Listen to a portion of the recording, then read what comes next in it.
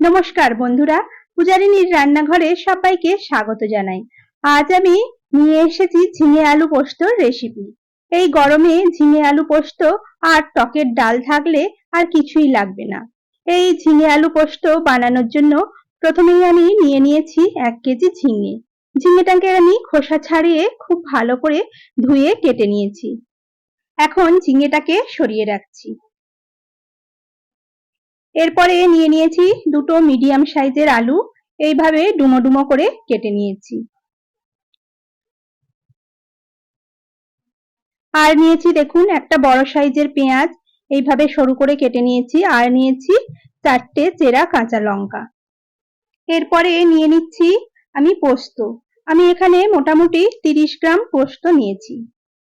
এখন এই পোস্তটাকে আমি শিলনোড়াতে খুব ভালো করে বেটে নেব। দেখুন পোস্তটা আমি বেটে নিয়ে চলে এসেছি। এইবারে আমি রান্নাতে ফিরে যাব। এখন আমি গ্যাসে একটা কড়াই গরম করে নিয়েছি আর তাতে আমি দিয়ে দিচ্ছি 3 থেকে 4 চামচ সরষের তেল। তেলটা গরম হলে আমি ঝিঙেগুলো কড়ার মধ্যে দিয়ে খুব ভালো করে ভেজে নেব। দেখুন ঝিঙেগুলোকে দিয়ে খুব ভালো করে এখন আমি ঝিঙেগুলো লাল লাল করে ভেজে নিচ্ছি। আমি এই ঝিঙে পোস্তর রেসিপিটা পেঁয়াজ দিয়ে করছি, তবে আপনারা যদি নিরামিষভাবে বানাতে চান তাহলে পেঁয়াজটা বাদ দিয়ে দেবেন। দেখুন বেশ কিছু সময় নিয়ে আমি ঝিঙেটাকে খুব ভালো করে ভেজে নিয়েছি। এখন ঝিঙেটাকে আমি কড়া থেকে উঠিয়ে নিচ্ছি।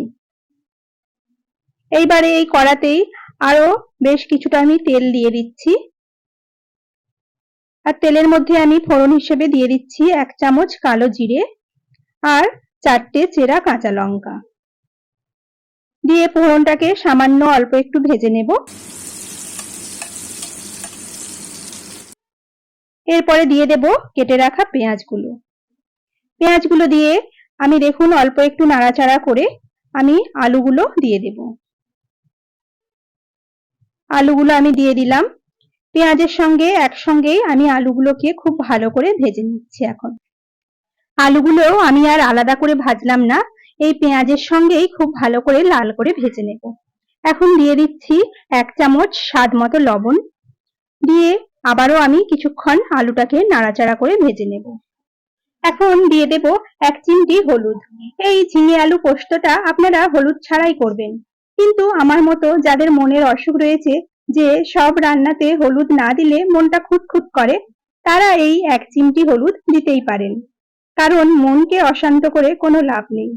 এখন হলুদটা দিয়েও আমি বেশ কিছুক্ষণ দেখুন আলুটাকে ভেজে নিলাম। আলুটা ভালো করে ভাজা হয়ে গেছে। এখন আমি দিয়ে দেব ভেজে রাখা ঝিঙেগুলো। ঝিঙেগুলো দিয়েও আমি বেশ কিছুক্ষণ আবারও ভালো করে আমি একটু দেখুন নাড়িয়ে চাড়িয়ে নিচ্ছি। এই আলু আর ঝিঙে সব সবজিগুলোকে খুব ভালো করে আমি বেশ কিছুক্ষণ একটু কষিয়ে নিচ্ছি। এরপরে আমি দিয়ে দিচ্ছি পরিমাণ মতো 1 গ্লাস জল।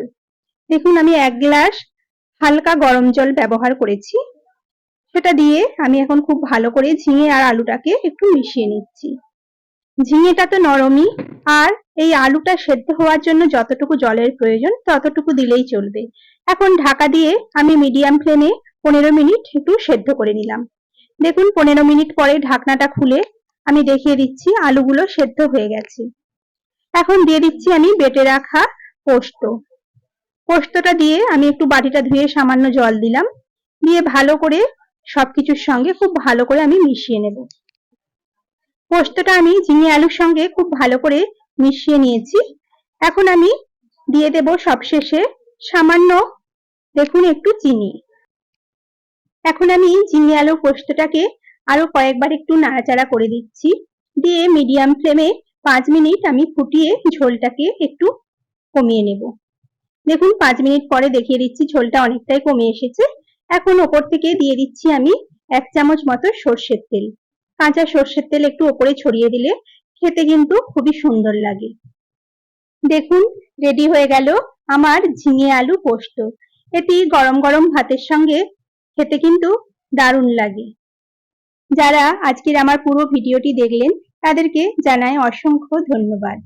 নমস্কার, ভালো থাকবেন, সুস্থ থাকবেন।